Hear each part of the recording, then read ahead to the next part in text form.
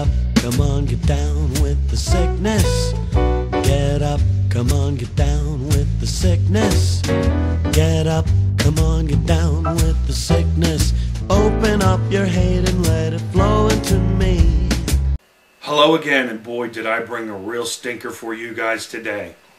I have Satan's Black Wedding, and what an absolute piece of shit this is.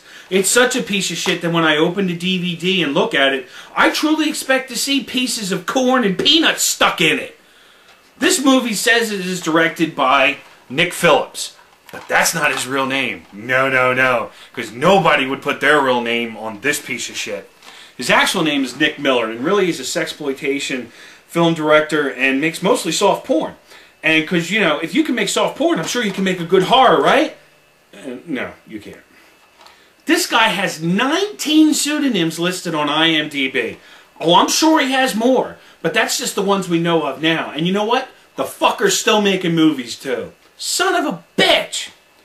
Anyway, I can't even review this in a linear fashion like I like to do because it is such an incoherent, inconsistent pile of garbage. So instead, here's what you get. The top 5 reasons this movie blows buffalo balls. Number 5. Filler. That's right, filler. And this movie is chock-a-block full of it. This movie clocks in at exactly 61 minutes, and at least 15 minutes of it is filler. Quilts have nothing on the padding in this movie. What am I talking about?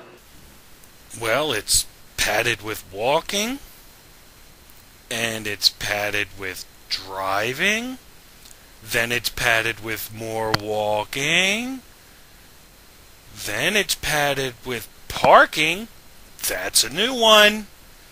Now it's padded with walking. Now we're padded with driving, then walking, then driving, then walking, then driving, then walking, then driving, then walking, then driving, then walking, then driving. But let's give the director some credit, because I'm sure he had a really difficult time making a feature-length film that didn't involve someone getting their face glazed. But he had to go and do what I consider to be the worst thing you can do in a movie, and that's use stock footage. And not only did he use stock footage, he used terrible stock footage. That's right, he used rats. These rats are not scary. And you know what? They're on the screen long enough that Twinkles and Toes here should have gotten shout-outs in the ending credits. Those rats are obviously someone's pets. And they add nothing to this movie whatsoever. This movie has more padding than a teenager's bra. And how would you like it if I just spliced in footage of my pets? Say, isn't this frightening? We can use any pet to be stock footage. Number 4. Sound and editing. You know how most movies put their microphones or boom mics and everything in really good places to make sure that there isn't any distracting noises and there's no ambient sound to distract from their movie? Yeah, well, this movie says, fuck that, thumbs its nose in the face of convention, and decides to put its microphones in some real interesting places. So, for example, in this scene, they put the boom mic across the street where they could get the sound of the train going by. But remember, if I can be of any help to you. And in this scene, someone off camera gets hungry and decides to open up a bag of goddamn potato chips. I didn't understand. And in this scene, they got really inventive and decided to put a lapel mic inside the envelope.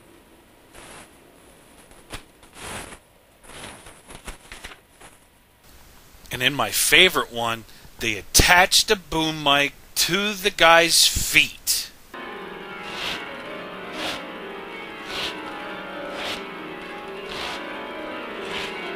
Oh yeah, and that's just 4 examples out of many in this terrible movie.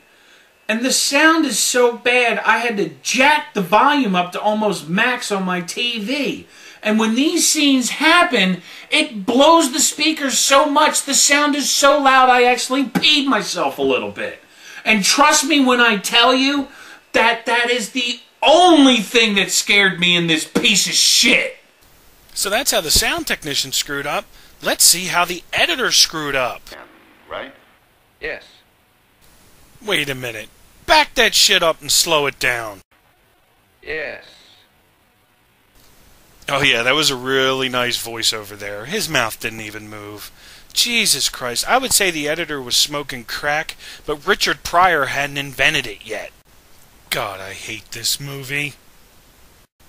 Number 3. Emotionless lead character. This guy. Where did they drag this guy up from? They must have went to the state mental hospital and looked for someone who not only had had a full frontal lobotomy, but was on massive amounts of psychotropic medication to suck out any personality whatsoever. I've seen more animation from a corpse. And keep in mind, this is a horror movie. And this guy is so distracting because he does nothing. There's no emotion in him whatsoever. So allow me to set the stage for you. This guy is going into his sister's bedroom where she killed herself. Watch this.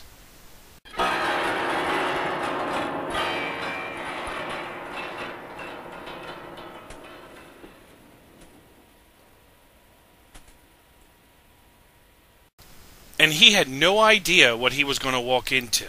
Any normal person would have lost their goddamn mind. Not this guy, though. No, no, no. He shows no emotion whatsoever, and this is the best example of it in the whole movie. Show a facial expression!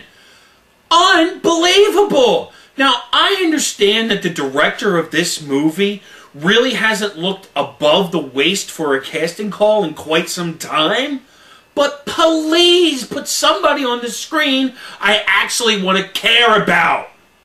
Number 2. Non-special effects. Oh my god.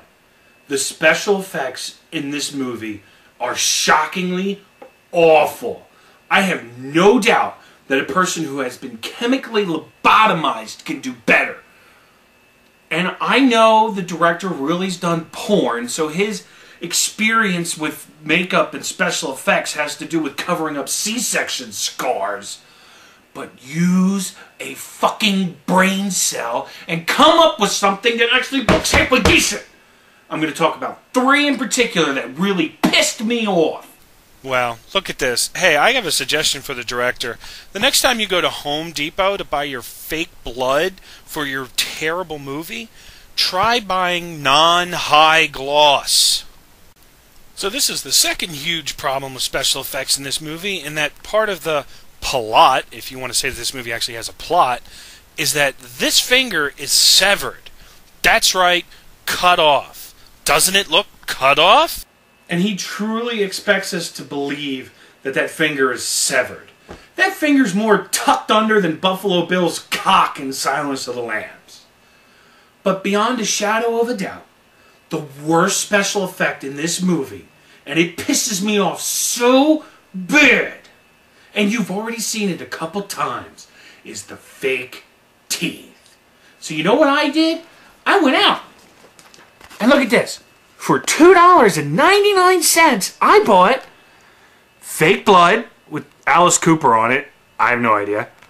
Makeup and the same fake fucking teeth from the goddamn movie. You want a hint? Do you want a hint? Here's one for you. If your special effects in your movie can be bought at Kmart for less than a gallon of milk, don't make the fucking movie! Oh, God. Anyway, I can't believe that this movie actually got a DVD release. My only wish is that this director's father had pulled out so that this guy would have ended up as a money shot rather than directing this horrible movie. Number 1. The ending. Oh, the ending of this movie is just god awful. This movie is the equivalent of getting a colonoscopy without sedation, and as the doctor's just finishing up, he tells you have terminal colon cancer. What I mean is, the whole thing is a pain in the ass and extremely uncomfortable. But the ending, oh, the ending makes you want to kill yourself. I can't do it anymore. My blood pressure's through the roof because I'm so angry at this movie. This is the worst movie I've ever seen in my entire life. So what I did was, I decided to fix the ending. So for 99 cents for a song and 2 minutes worth of editing, I made this movie 800 times better. So while you enjoy the ending, I'm going to enjoy a horse tranquilizer, and I'm going to float down a river with tangerine trees and marmalade skies. Enjoy.